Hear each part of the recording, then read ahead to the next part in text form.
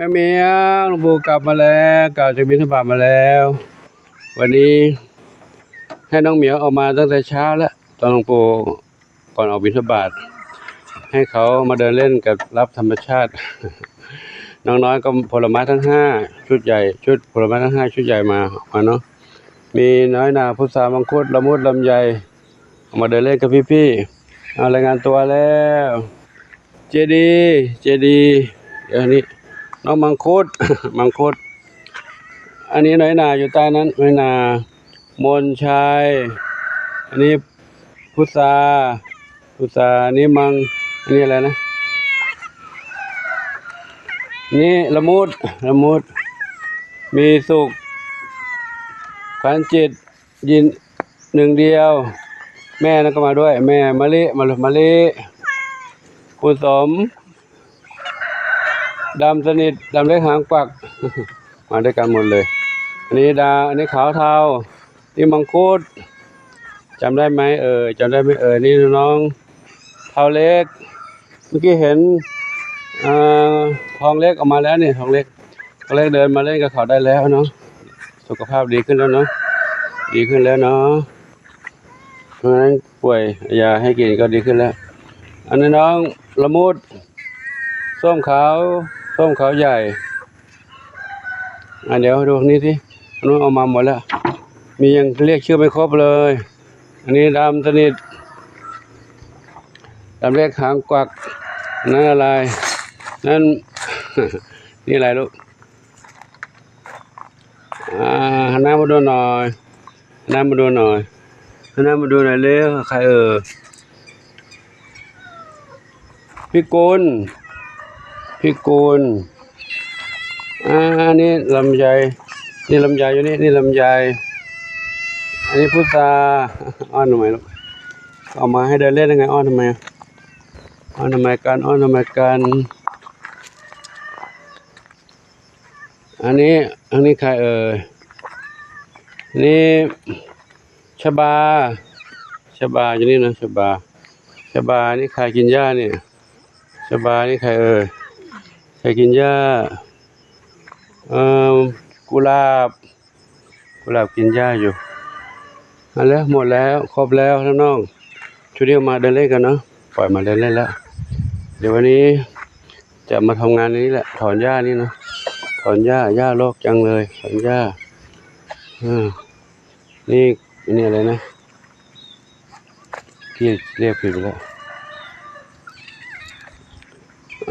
พี่กุล เด็กเยอะจำชื่อไม่ค่อยได้ละ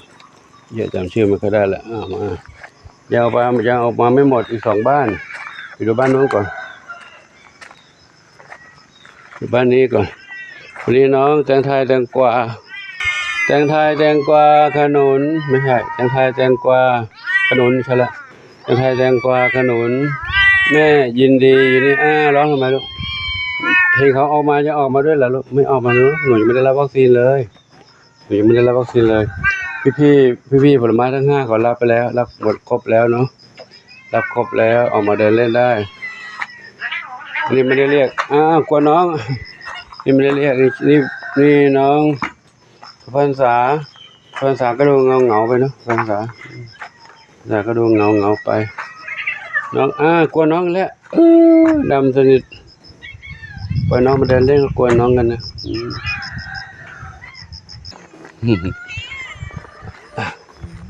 ครบไปยังนี่ยังไม่ครบเลยเดี๋ยวก่อนมุมนี้ก่อนเนาะทางนู้นยังไม่ได้เรียกเลยน้องเดี๋ยวดูทางนี้อีกดูนี่หน่อยเนาะกวนน้องเลยมังคุดอันนั้นขาวเทากวนน้องเลยแล้วนี่ไม่ได้เรียกชื่อเลยใครปุยฝ้ายน้ำเพชรอยากออกมาไหมลูกออกมาผูกกว่ากัดกับเจ้าเจดียังไม่ให้ออกเนาะอยู่นั่นก่อนเนาะยังไม่ให้ออกเนาะอันนี้พี่แตงโมอยู่นี่อันน้องเล็กอะไรบ้างเนี่ยข้าวหลามข้าวเม่าทองเข้มมะไฟมะกรูดมะไฟมะกรูด นี่5เหมียวอันนี้ชวนฝันใหญ่ชวนฝันใหญ่แข็งแรงขึ้นมาน้องๆกินยาแล้วเนาะเอาเดินตามหลวงปู่อันนี้ยังออกมาได้ลูกนะหนูยังไม่ได้รับวัคซีนนะเดี๋ยวรอก่อนนะลูกเด้อชุดนี้ยังไม่ได้รับสักเข็มเลยกับชุดเดินไทยเดินกวานู้นนะอันนี้5อันนู้น4หรือ9ยังไม่ได้รับสักเข็มเลยเดี๋ยวรอก่อนนะเด้อมาทางนี้ก่อนแล้วทางนี้ก่อนแล้วยาโรคมากเลยนี่ถอนหญ้าแล้วบ้านน้องหมาทางนู้นเสร็จแล้วเนาะก็ถอนหญ้าทางนี้ก่อนใครโรคนี้ใครมะอะไรพี่กุล พี่กุลเจ๊สาวพี่กุลนี่เจดีไปเอาละเดินขวางทางหลวงปู่ไหมมาเลย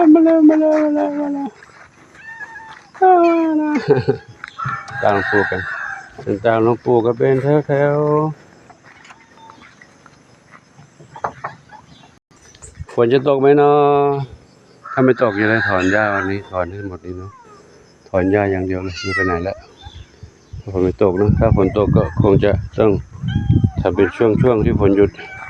ทองเล็กมาเร็วทองเล็กมาเล่นกับน้องๆเร็วทองเล็กมาเดินเล่นได้ก็สบายใจแล้วไม่เป็นไรเนาะแข็งแรงดีน้องๆเล็กๆเล่นกับพี่ๆเด้อสุพรรณษาลูกสุพรรณษาแข็งแรงขึ้นมายังดูนี่การเดินปูวันนี้ขอจบคลิปแค่นี้ก่อนเนาะขออนุโมทนาสาธุกับทุกท่านที่ได้รับชมรับทราบเรื่องราวต่างๆมีความรักความเมตตาต่อน้องเหมียวน้องหมาน้องไก่น้องเต่าน้องกระต่ายอันนี้อาจจะยังไม่ได้เห็นน้องหมาเดี๋ยวดูตรงนี้ก่อนเนาะก็ขออนุโมทนาสาธุขออำนวยพรให้ทุกคนทุกท่านพบความสุขความเจริญมีความสุขกายสุขใจปรารถนาสิ่งใดก็ได้ทุกความมุ่งมั่นปรารถนาทุกการทุกคนทุกท่านเทินสาธุทรัพย์ทวี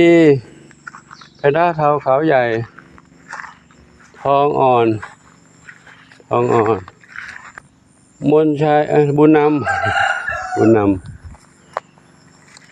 ใครเอกยังไม่ออกมาให้หลวงปู่ได้ทักทายอยู่ในบ้านนู่นเมื่อกี้ดูแลน้องเหมียวในบ้านใหญ่นี่มาดูน้องเหมียวในบ้านเก่าบ้านเดิมไม่เห็นครบส้มอ่อนชุดนี้ไม่ค่อยงองแงเท่าไหร่ ชุดนี้ไม่งองแงอยู่ในบ้านกันเจนวรัตน์นอนอยู่นี่ไม่งองแงกินข้าวแล้วก็หลับกินอาหารแล้วก็หลับส่วนชุดเล็กในบ้านใหญ่นู่นงองแงนี่จินตลาก็ไม่งองแงหลับแล้วชอบปากกากินอาหารเสร็จยังลูกกินอาหารเสร็จยังกำลังจะเสร็จแล้วเราอยู่ดีมีสุขแล้วมาดูน้องหมาน้อยดิมาดูน้องหมาน้อยสิ น้องหมาน้อยอยู่ก็ดีแล้วนะอยู่ดีมีสุขอ้อนอยากจะเล่นกับหลวงปู่อันนี้อยู่ทางนี้1อยู่ทางนู้น2ข้างในนู้น2สหายมองไม่ค่อยเห็นน้องผ่านกล้องมันผ่านมุ้งถ่ายกล้องผ่านมุ้งก็พอมองเห็นอยู่นะอยู่ดีมีสุขเด้อลูกเด้อเดี๋ยวหลวงปู่จะเข้าไปเก็บกวาดในบ้านแล้วก็หนูจะได้ออกมาเดินเล่นข้างนอกกันเนาะปู่จะให้หนูออกมาเดินเล่นข้างนอก